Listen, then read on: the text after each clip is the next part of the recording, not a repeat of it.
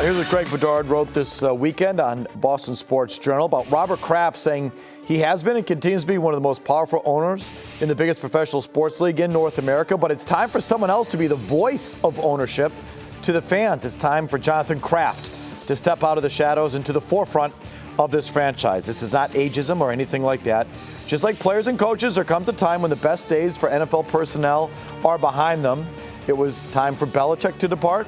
After more than a few down years, it's time for Robert Kraft now to step aside for his son. Greg also wrote, coming out of Orlando, that Kraft's performance in front of the media at the league meetings was not just up to the moment. He didn't answer some questions, gave selective responses, played the hits, and the time was extremely limited with a lot of things to answer for.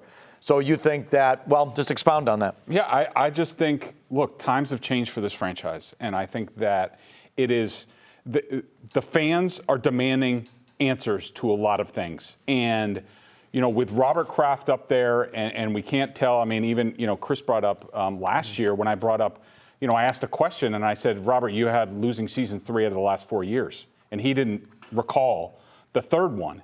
And, you know, there was just a bunch of things in the back and forth. But the big thing is, it's like, it's hard to ask the hard questions of Robert Kraft when, you know, he's who he is at this point, and he's earned that, and I respect that immensely. But the fans want to hear real answers and not just dancing around some of the questions or you know, going back to the, you know, yesteryear. Like, no, we want questions about the spending, you know, who's in charge, why aren't you giving Elliott Wolf a time, like all this stuff, and there's 15 minutes. Couple examples of slippage or something, you know, he's asked about the working conditions there, the NFLPA survey, and he says it's the first he's heard of it, which is, you know, either just a bad lie or he's really not in the loop on that. So, you know, one of those two things, not good. And then there was this you know, explanation for Calvin Ridley, why the Patriots came up short on the free agent receiver. This is what he said. You know, one outstanding receiver that unfortunately we couldn't close. It was not because of finance. It was, he made clearly his girlfriend wanted to be in the South. And we had a situation where the taxes were like almost 10% higher, and we offered or were willing to keep going at that premium. But he didn't want to be in the Northeast. And part of it might be the quarterback situation as well. Okay, so, I mean, he's trying to be transparent there, and there's some truth in there for sure. The girlfriend thing? But leads with, like, Calvin the girlfriend, Ridley okay, whipped, the right? girlfriend. Yeah, like, I can't do that. I mean, and that's the thing is, it's like, their job is to find solutions, right? Their job is, again, if they're going to draft a young quarterback, like he advocated that they do, their jobs are to, or as the owner? Like, I'm confused. Yeah, their job is to create the best environment for the young quarterback, and going in and trying to get Calvin Ridley was doing that. Like, at this point, I don't think people want to hear "trust us" anymore. It hasn't gone real well the last 4 years.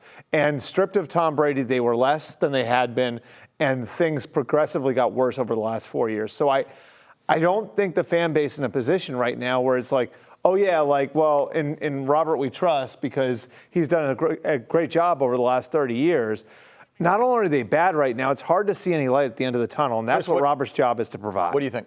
Yeah, I think there are a couple things there. One, he threw about 1 million things at you. You know, anything other than finance, anything other than unwillingness to it was the taxes. It was the girlfriend who was actually his wife. It could have been the quarterback as well. Oh, the Northeast. He doesn't want to play in the Northeast. They threw 1 million intellectual countermeasures at you to try and take you off the scent of maybe they just didn't spend enough, right? Everybody has a number. There's that. The other thing is, and Greg talked about this too, what I found frustrating about that interview was that on certain things you say, well, you know, as a fan, I would like this. And then other things, he'd talk about they run the team like it's straight out of a Harvard MBA program. So which is it? Is this a business that you are running and you want credit for running your business the same way you run the paper business? Or is it just you're a fan? The line that stood out the most to me was, I want to help this team win football games in the background.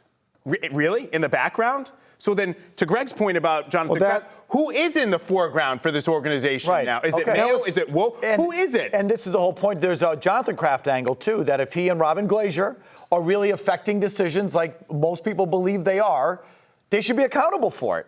So, like, it's almost like Robert, you said Robert's being used as a shield. Yeah, almost. I mean, that's what it feels like. As a media member, they're putting Robert out there because they know we're not going to attack him because he's 82 years old and he's done all these great things for the league.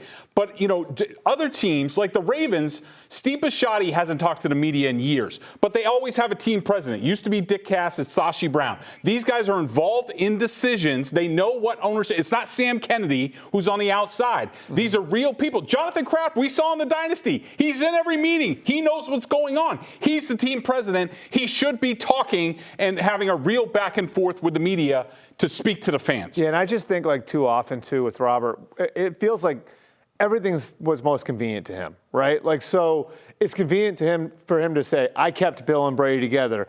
But, oh, yeah, I knew nothing about Aaron Hernandez, right? Like, It's just that happens too often, and it feels like that was the tone of the entire talk with the media that Greg was present for.